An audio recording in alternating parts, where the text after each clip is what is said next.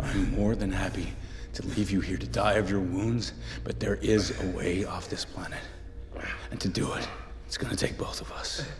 So welcome to episode 11. This one's called Etherea. It was directed by April Winnie, who's a first-time director for us.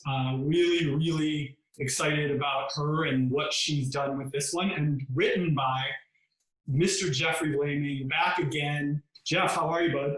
I'm doing great.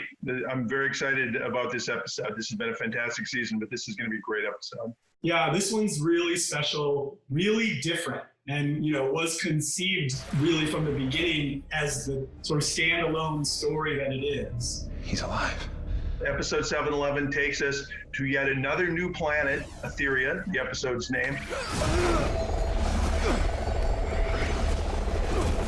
It's here that our characters discover some of the beliefs and the underpinnings that form the foundation of this weird religious, militaristic, society in Bardo. In the life of the shepherd for all mankind, he saved us. No one is coming to save us. Cadigan himself visited Etherea on his relentless pursuit of transcendence. So it's sort of bringing everything together.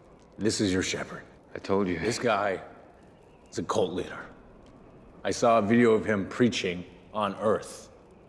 A fraud, a con man. He predicted the Earth's end and brought his people safely across the stars. To this point, you're sort of chalking Cadigan up to being this sort of raving madman. And in fact, this episode, it makes you sort of believe somewhat in Cadigan, which is, sort of unexpected. We're on a pilgrimage of our own.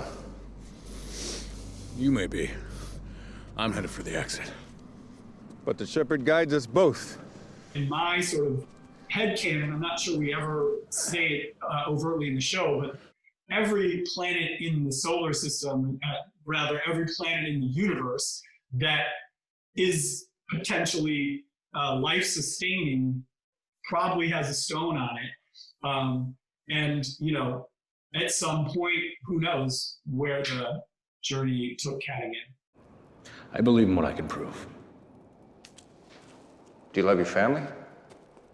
Your friends? What a stupid question is that? You know I do. Prove it. What's kind of cool about this episode for me is that in part it was inspired by an experience of mine. I was in Tucson, Arizona with my brother. We were going to climb this mountain range, this north of the city. And we started out at first light. We climbed and we climbed. And by the end of the day, worn out, exhausted, sweating, we reached the top only to see that we had only climbed this small mountain range and that the actual range we thought we were climbing was still ahead of us and, of course, completely unattainable. And I remember you, Jason, said that is the most apt metaphor for the creative process, but like for life. My people, that is what is real. And yet, there's still something missing inside you. Death and despair hover around you like a shroud. When we really are making some important, I think, statements with this one. And one of those statements that I believe to be a life lesson that everybody needs to realize is that there is no destination. It's all about the journey, and those destination points are very fleeting. When you achieve something, it's great for a moment, but then you have to, keep going. And if you aren't enjoying the day-to-day, if you aren't enjoying the climb, to use the metaphor of this, then, you're going to be miserable, because those moments that do finally come true for people, you sell a script, you get a show picked up, whatever the case may be, it's great in the moment, trust me, but it doesn't solve your problems. Exactly. So Jeff, thank you, bud, really for everything. You've been a great presence in the room, a calming influence. Your writing is always beautiful, especially when you're really connected to the story like you were in this one.